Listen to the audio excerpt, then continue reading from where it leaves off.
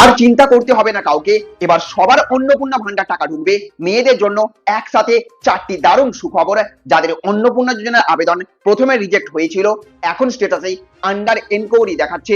যাদের পেমেন্ট ফেলার হয়েছে, যাদের আন্ডার প্রসেস দেখাচ্ছে, এমনকি হাতে লিখে যারা অফলাইনে ফর্ম জমা দিয়েছেন, যারা জুলাই মাসে অনলাইনে আবেদন করেছেন, সবার জন্যই এসেছে 4টি বড় আপডেট।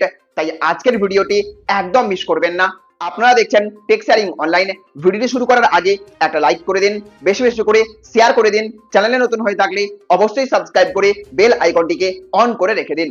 আর আপনার টাকা ঢুকেছে কিনা কিংবা স্ট্যাটাসে কি লেখা দেখাচ্ছে অবশ্যই কমেন্ট বক্সে লিখে জানিয়ে দেবেন। তো বন্ধুরা, অন্নপূর্ণা যোজনা নিয়ে এবার একসঙ্গে এসেছে 4টি বড় সুখবর।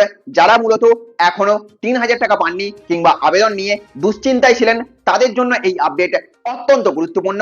প্রথম সুখবর হলো, অনেক মহিলাদের আবেদন প্রথমে রিজেক্টেড দেখাচ্ছিল, কিন্তু এখন দেখা যাচ্ছে সেই রিজেক্টেড স্ট্যাটাস বদলে আন্ডার এনকিউরি হয়ে গেছে।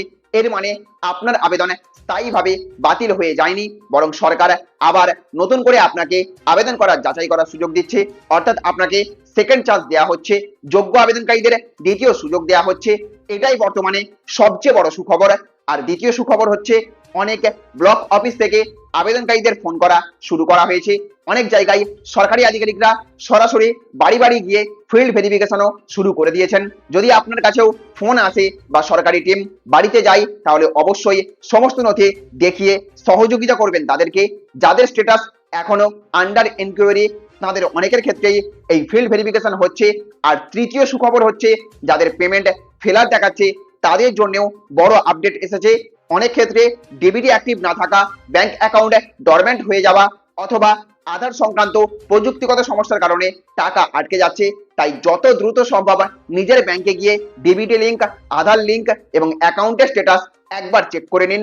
সরকারি সূত্র অনুযায়ী প্রযুক্তিগত সমস্যার কারণে টাকা না গেলে পরে আবার রিসেন্ড করা হতে পারে। আর চতুর্থ সুখবর হচ্ছে, যাদের স্ট্যাটাস এখনো আন্ডার প্রসেস দেখাচ্ছে, তাদের হতাশ হবার কোনো কারণ নেই।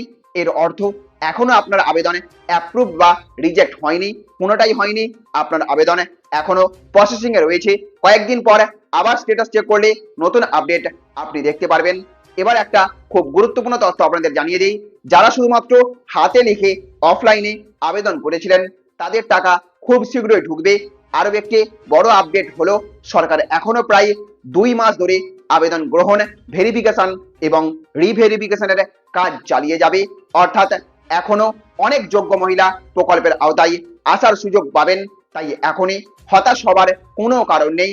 যাদের অ্যাপ্লিকেশন রিজেক্টেড হয়েছে, তাদের তাহলে কি হবে? তাদের জন্য বর্তমানে ন্যাশনাল ইনফরমেটিক্স সেন্টার বা এনআইসির পক্ষ থেকে ভবিষ্যতে আবেদন সংশোধনের জন্য এডিট বা কারেকশন করার অপশন চালু করা হতে পারে বলে আলোচনা চলছে। তবে এই বিষয়ে সরকারিভাবে কবে সেই সুযোগ দেওয়া হবে তা এখনো ঘোষণা করা হয়নি। তাই কোনো গুজবে কান দেবেন না, শুধুমাত্র সরকারি আপডেটের জন্য অপেক্ষা করুন। আর একটা গুরুত্বপূর্ণ তথ্য হচ্ছে, অনেকের মতে এই ফ্যামিলি লেভেল ডেটা কালেকশন পোর্টালের তথ্য ভবিষ্যতে যুবশক্তি প্রকল্পেও ব্যবহার করা হতে পারে। তাই নিজের সমস্ত তথ্য, ব্যাংক অ্যাকাউন্ট এবং ডিবিটি সব সময় আপডেট রাখুন। এতে ভবিষ্যতে সরকারি প্রকল্পের সুবিধা পেতে আপনারই সুবিধা হবে।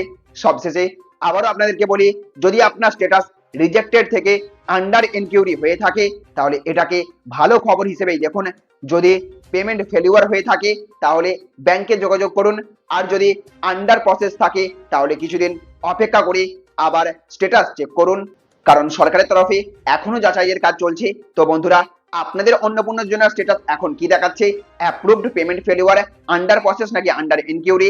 কমেন্ট করে অবশ্যই জানাবেন। ভিডিওটি যদি তথ্যবহুল মনে হয়ে থাকে, তাহলে অবশ্যই একটা লাইক করবেন, বেশি বেশি করে শেয়ার করবেন। চ্যানেলে নতুন হয়ে থাকলে চ্যানেলটিকে সাবস্ক্রাইব করে রাখবেন। ভালো থাকবেন, সুস্থ থাকবেন।